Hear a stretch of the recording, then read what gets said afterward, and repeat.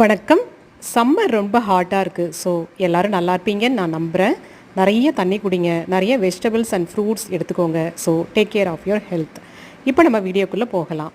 இப்போ நீங்கள் பார்த்துட்ருக்கிறது நம்ம வீட்டில் இருக்கிற தக்காளி தோட்டம் தான் பார்த்துட்ருக்கீங்க. இதற்கான வீடியோ நான் முன்னாடியே போட்டிருக்கேன்.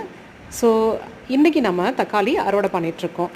நிறையாவே தக்காளி காய்க்க ஆரம்பித்தது அப்படின்றத விட நிறையவே இதில் நாங்கள் அறுவடை பண்ணிட்டோம். ஸோ வீடியோ பண்ண முடியல என்னால். வாய்ஸ் ஓவர் வீடியோவும் போட்டு ரொம்ப நாள் ஆகுது. So sorry for that. இதுக்கப்புறம் ரெகுலராக வீடியோ போடுறதுக்கு நான் ட்ரை பண்ணுறேன். இந்த தக்காளிக்கு பார்த்தீங்க அப்படின்னாக்கா இதுக்கு நம்ம எந்த ஒரு உரமும் நம்ம கொடுக்கவே இல்லை. உரம் மீன்ஸ் என்ன அப்படின்னாக்கா ரசாயன உரங்களும் கொடுக்கல, இயற்கை உரங்களும் கொடுக்கறதில்ல. அப்பப்போ தண்ணி விடுறதோட சரி. ஸோ வெறும் தண்ணி மட்டுமே சாப்பிட்டுட்டு வளர்ந்த தக்காளி தான் இது எல்லாமே. பாருங்கள் எவ்வளோ பெருசு பெருசாக காய்ச்சிருக்கு பாருங்கள். கடையில் வாங்குறத விடவே நல்லா பெருசு பெருசாகவே வந்திருக்கு. ஸோ இயற்கை முறையில் நம்ம வீட்டில் விளைஞ்சி பறித்து அதை நம்ம சாப்பிட்றது அப்படின்றதே ஒரு டிஃப்ரெண்ட்டான ஒரு எக்ஸ்பீரியன்ஸ் தான்.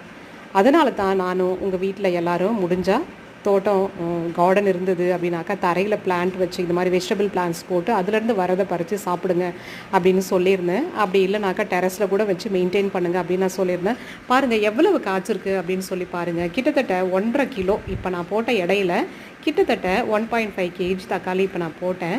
பார்க்கலாம் இதில் எவ்வளோ வருது அப்படின்னு சொல்லி பார்க்கலாம். கிட்டத்தட்ட 2 kgs மொத்தமாக பார்த்தீங்க அப்படின்னா இன்றைக்கி நாம் பறித்த தக்காளி 3.5 கிலோ தக்காளி நம்ம பறிச்சிருக்கோம். நன்றி.